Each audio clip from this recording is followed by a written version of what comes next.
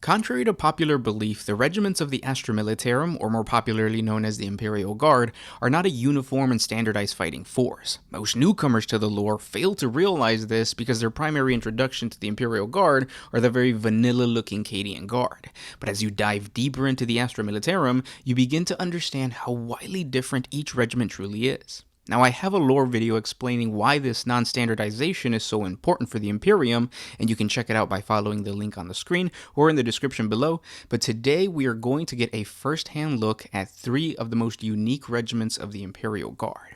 But before we get into that, allow me to welcome you guys back to another 40 Facts about the 40K universe. I am your host, Gersh1, your guide through the grimdark universe of Warhammer 40,000. If you guys enjoy lore videos, subscribe to the channel, hit the like button on this video, and check out our archive of just a ton of lore videos. If you guys have a suggestion for a specific Imperial Guard regiment that you guys would like me to talk about, let me know what it is in the comment section below, and I'm either going to guide you to the actual video that I've already created, because more than likely it already exists, or I'll create it for you if it is truly an obscure Imperial Guard regiment. Don't forget to share this with your friends if you can, and if you enjoy our content, consider supporting us either on Patreon, just $1 a month, or you can hit us up with a super thanks on this video. Really appreciate it. But with all that said, let's get into the 3 very unique regiments of the Imperial Guard, starting with the Lugnum Sewer Rats. Within the ranks of the Astra Militarum, there exists a specialized regiment of tunnel fighters and close-quarter experts known as the Lugnum Sewer Rats.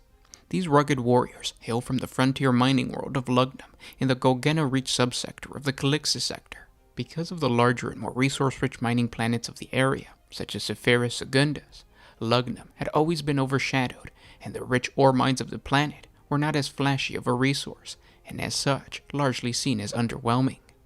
Similar to the planet's main export, the population of the planet had always been viewed as unremarkable by the rest of the Imperium of Man.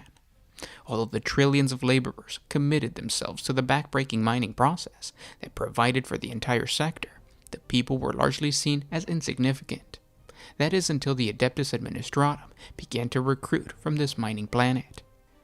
When High Marshals of the Astra Militarum visited the planet, they saw people that could produce strong, battle-worthy soldiers that were just as tough and dependable as the Cadian shock troops or even the Catachan jungle fighters. They were impressed with the population's culture, which placed high value on a man's ability to handle himself in a brawl. In contrast to the bleak, monochrome landscape of their homeworld, the people of Lugnum preferred bright, colorful patterns of their garb, and were all around brighter in attitude and outlook than what was expected.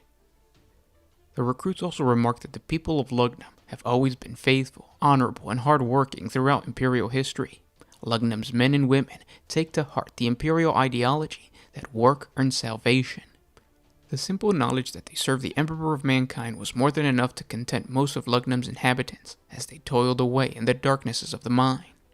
The Imperial Guard built on this remarkable stoicism by allowing their miners to serve the Emperor in a decisively more heroic fashion. Thus, the Lugnum Sewer Rats were born. The Sewer Rats are drawn from all levels of the world's society, from the highest noble to the lowliest laborer. Each man brings with him his clan sword, a priceless family heirloom. It is a common saying in Lugnum that even those who have nothing can still offer their blades.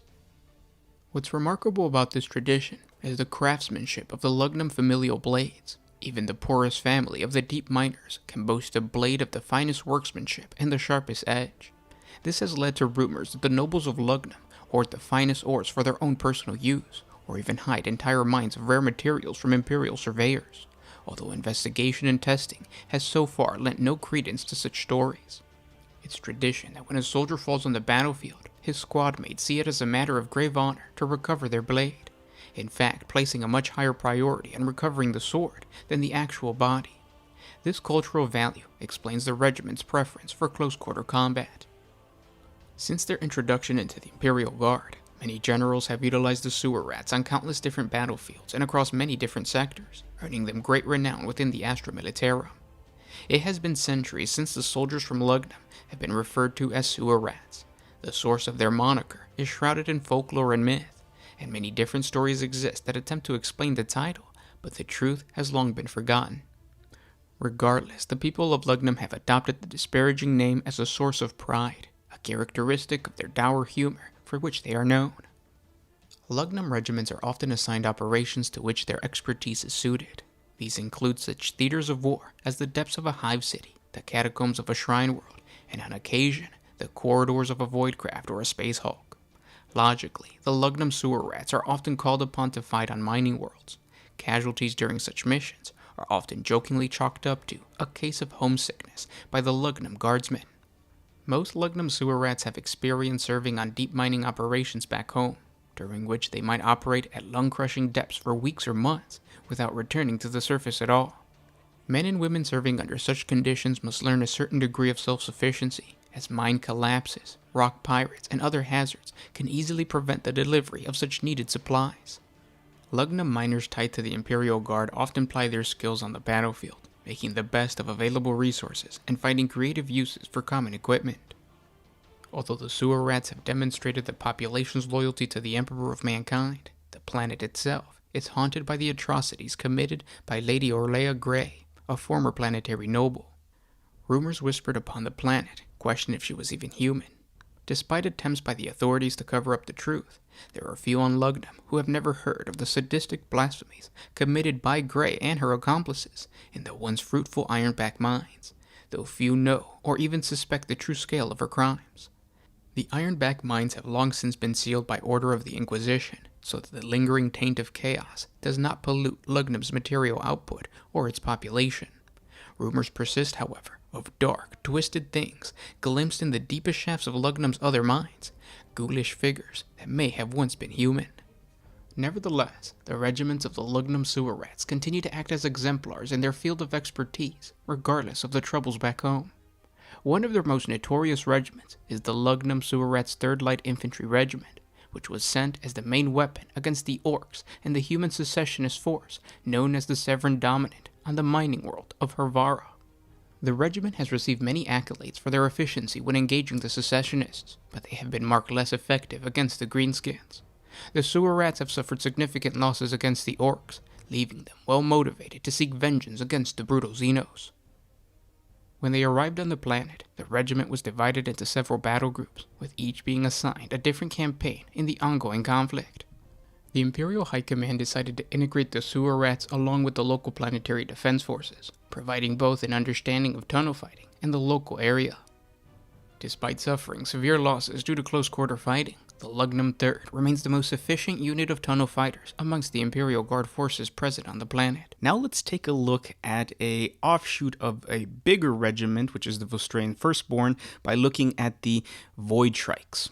Unlike the majority of the Vostroyan regiments that specialize in siege and pitched urban warfare, the 1054th Vostroyan Firstborn Regiment, also known as the Void Shrikes, is dedicated to void siege assaults and void combat. This expertise was forcibly shaped several millennia ago when the bureaucrats of the Departamental Munitorum selected the 1054th on the merits of their classification as a siege regiment for the siege of the fortified void station of the wayward Imperial System Lord, Corsus Lynx, even though they only had ground siege warfare experience. As a result of overlooking this inherent difference between sieges in the cold depths of space and the grounded planetary assault, the 1054th suffered massive losses, both from the poor command decisions of officers that were inexperienced in void combat, and from equipment and weaponry that was ill-suited for the nature of the siege. Yet after months of protracted conflict, the Void Shrikes were victorious. The mismatched men and women of the Vostroyan 1054th had breached the Void Fortress, dispatched Lynx's personal devotees, and captured the Manacle System Lord. Those who emerged from the gutted Star Fort were the best of the best that the regiment had to offer. Each and every survivor stood tall, having earned their place as a veteran of the Imperial Guard. From this time forward, the veterans of the 1054th and the subsequent replacements their regiment received from their homeworld have served the Emperor as a dedicated void siege force. The members of the 1054th have developed an almost preternatural awareness and possess a cunning born of several years of service in zero-gravity environments. Their equipment has become specialized to better suit the environmental requirements. As part of their standard regimental kit, all members are issued rebreathers and modified flak armor that can be made airtight for brief periods of time. While it's hardly as effective as a dedicated void suit, the modified armor is capable of keeping a wearer alive and uninjured for a few minutes in the void of space. This is typically enough time for a soldier to breach an airlock or pass through an area that has become depressurized.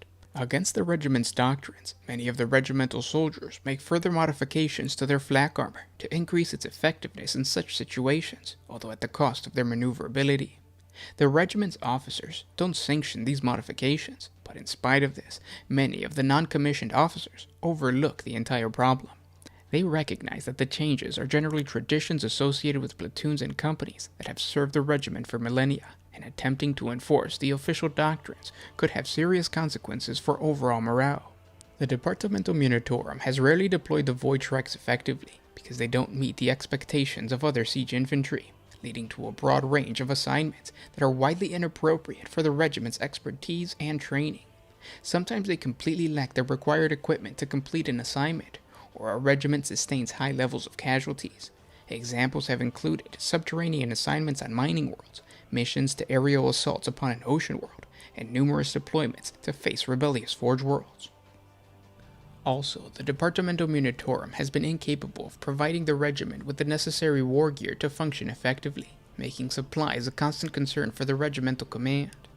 Supplies are more comparable to shipments made for Imperial Navy crews, needing numerous logistical waivers to be delivered through traditional channels. Consequently, the Void Shreks attempt to rely upon direct shipments of supplies from their homeworld of Vostroyan, even though these are infrequent. To compensate, the supply officers of the regiment are exceptionally active in trading equipment with their counterparts in other regiments and even aboard their Imperial Navy transport vessels. Throughout the regiment's history, it has served on many fronts and most often alone, in part due to its specialized nature. The practice of deploying the 1054th all but alone has continued unchanged for the majority of its history. Only when the regiment is engaged in a task that proves to exceed its grasp are they provided the support of another regiment. After several thousand years of fighting on its own against all manner of foes, the Vostroyan 1054th has become capable of functioning in an independent fashion. Their service record is such an honor roll of glory, and their assignments so far-flung, that in recent centuries, the company commanders of the Void Shreks have only rarely received their regiment's orders in person. Communications were maintained through a network of astropaths, and it was only through the undeniable evidence of their success that the Void Shreks were guaranteed to have received their orders at all. The independence has served as a further complication for resupply of equipment, provisions, and replacement of losses by newly trained soldiers from Vostroyan. Often these replacements can take decades to reach their target regiment. In some instances, this is because the units were initially shipped to as many as 4 locations where the Void Shreks had been assigned at the time of the shipment. By the time the soldiers or war gear finally arrived, the 1054th has already been reassigned. To make matters worse, the regiment's protocols dictate that newly trained troopers are supposed to report to the regimental command prior to duty assignment. With a various series of redirections, this has left some newly assigned soldiers to travel for years before finally reaching their designated post. In a few instances, due to severe losses, some long-standing companies within the 1054th had to be combined or entirely disbanded due to a successive series of missions with high levels of casualties. The last known whereabouts of the 1054th was in the Calixis sector, where they were assigned to assault the star fort of Lycurgos, which was under the control of the Severan Dominant. Regardless of all of the misguidance and confusion, the Void Shreks believe that prevailing amidst the constant chaos is a way for them to prove their veneration of the Imperial cause. They understand that horror, pain, and death are all just rewards for curiosity. Therefore, to look too deeply into the mysteries of their assignments is at its core very heretical. Ignorance is truly bliss for them. And lastly, let's talk about the regiments of Ogryn's coming out of the planet of Krogg. Scattered throughout the Imperial Guard regiments of the Imperium of Man are the massive, brutish abhumans known as Ogryns. These valiant but savage soldiers tower over their Imperial Guard brethren. Some are even as tall as the Adeptus Astartes warriors. Since the days of the Great Crusade, the Ogryns have been a powerful tool in the wars of humanity. When the Emperor still walked amongst man, he ordered these muscle-bound warriors conscripted into his imperial army. He saw the value of these naturally aggressive yet powerful subhumans. They were perfect for close-quarter melee combat, and with a few tweaks to Imperial heavy weapons, they proved to be deadly moving weapon platforms, showering the enemy front lines with heavy fire, followed by brutal hand-to-hand combat as they tore through whatever was left of the infantry line with feral rage. There was one major downfall to these colossal warriors. They were incredibly dumb compared to a normal human. Since their ancestors relied on brute strength over intellect to survive, the Ogryn race slowly lost much of their complex cognitive abilities during the Age of Strife. Cultural and social complexity took a major hit to the point where Ogryn colonies resembled prehistoric Terran caveman family structures rather than the highly social and connected empires of the Dark Age of technology. In these smaller family clans, not only did the toughest Ogryns rule over their people, but also the most loyal and protective members of the clan get a chance to pass on their genes, thus creating a race of abhumans that were brutally dangerous in combat, but also incredibly gentle and caring to those they allowed into their families. Their protective nature made the worlds of the Ogryns difficult to conquer during the Great Crusade. It was easy for the Imperium to control the space around an Ogryn planet, but once humanity made planetfall, it was a completely different story. Ogryn clans didn't have the mental ability to coordinate a planet-wide defensive against the Imperial army, but they did have a small amount of intelligence needed to put up a fight once the invaders were close enough to punch. Ogryn planets were radically changed after being conquered, and with the creation of the Adeptus Administratum and the formation of the Tides Chamber Notaries, many of the homeworlds of the Ogryns became farms, where these abhumans were bred for the sole purpose of war. On these types of planets, the Ogryns were indoctrinated into the Imperial cult, and were trained to funnel their aggression towards the enemies of the Imperium. Once prepared to fight alongside the Astra Militarum, the Ogryns were recruited by waves and spread throughout the regiments of the Imperial Guard. There were certain planets that were so dangerous that the Adeptus Administratum decided to preserve these feral worlds and merely introduce the Ogryn population to the Imperial Creed, but any additional training was not needed and seen as a waste of time. One of these planets was the high-gravity steppe world of Krogg. Very little was recorded by the remembrancers of the Great Crusade as to the origin of Krogg. What is known is that the Imperium decided to leave the planet undisturbed and allowed its population of Ogryns to continue to live in the same manner as they did before their discovery. The savage brutes of Krogg developed a highly warlike society, much more aggressive and untamed than any other Ogryn planet ever encountered. The loyalty and protective nature of most Ogryns did not seem to develop in the population of this planet. Observing the culture from afar, the Imperium was able to note that these Ogryns did not hesitate to murder members of their own clan who they perceived as being weak. There was more internal tribal warfare than there were between opposing tribes. Leaders were constantly being tested, and the only way of proving that an Ogryn should lead is by killing any rival that might even ask the question. Because of this brutality, the Imperium chose not to conscript any of these Ogryns unless they were truly desperate. If the Krogg gene seed mixed with other Ogryns, out of a highly controlled setting of course, their future offspring could be uncontrollable, and the effectiveness of the race as a whole could have been jeopardized forever. When the savagery of these Ogryns is needed, an Imperial landing craft will descend upon Krogg and capture several tribes, making sure to mark each recruit and taking the Ogryns to fight upon battlefields many light years away from their homes. Each Krogg Ogryn must be heavily sedated while they are being transported. If the hypnotics were to wear off, the Krogg Ogryns could easily rampage for hours through a ship until they are brought down. In combat, the Krogg Ogryn Auxilia are terrible to behold. Very few Imperial Guard officers will ever try to teach them the relatively complex operations of a Ripper gun, partly because they don't have the patience to learn, and mostly out of fear that they will use the gun on the officer. Instead, crude but deadly close combat weapons are hastily manufactured for newly raised regiments, thus allowing the Ogryn to perform in combat as they know best. Once in battle, the Krogg are almost completely uncontrollable, and so they are used sparingly, with just 1 or 2 squads being assigned to any action alongside existing Imperial Guard forces. Only twice in the history of the Imperium's use of these Ogryns has the entire Auxilia been unleashed upon an enemy. So brutal was this force that tales of the destruction of the Mkarta base during a rebel uprising spread not only through the system, but the worlds in the neighboring sector were terrified of the cruelty of these Ogryns. These monsters are fully capable of destroying huge areas of civilized land in a very short space of time with their wanton lust for destruction. In great numbers, the Krogg Ogryns can easily rip apart armored vehicles and topple small buildings. Many Imperial Guard officers considered the Auxilia to be a primitive form of a doomsday weapon when used in this fashion, and so it is rarely ordered into action, as the Imperium is likely to suffer as much as its enemies. The main difficulty is always rounding them up after the battle has ceased, before the Ogryns turn their attention away from the battered enemies and start concentrating on the surrounding areas. The second time the Imperium used the entire Krogg Orc Auxilia was during the Third War for Armageddon. The planet was being devastated by the largest Orc invasion since the Ullanor campaign.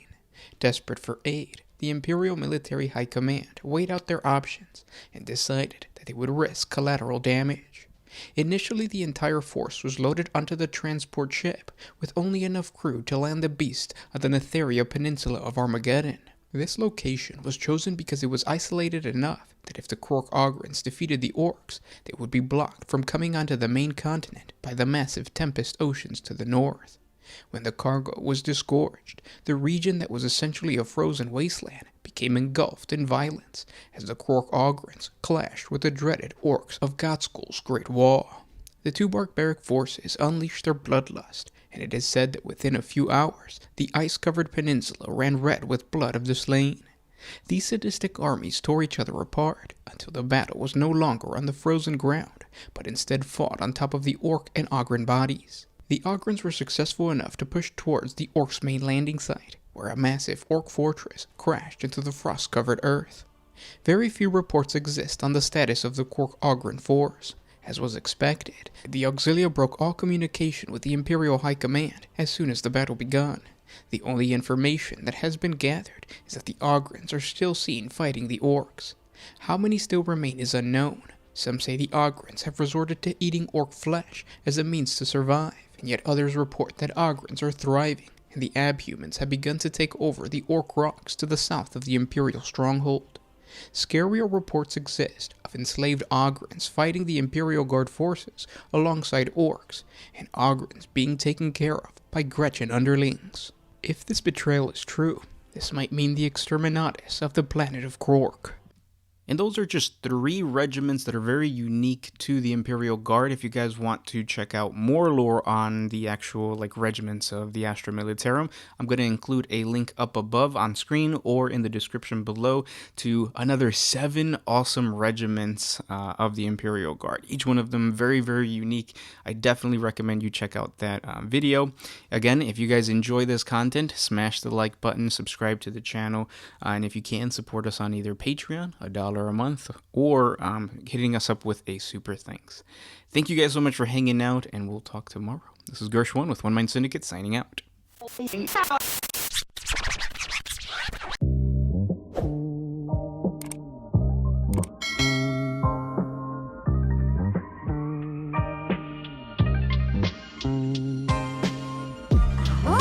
used to put my freedom first in any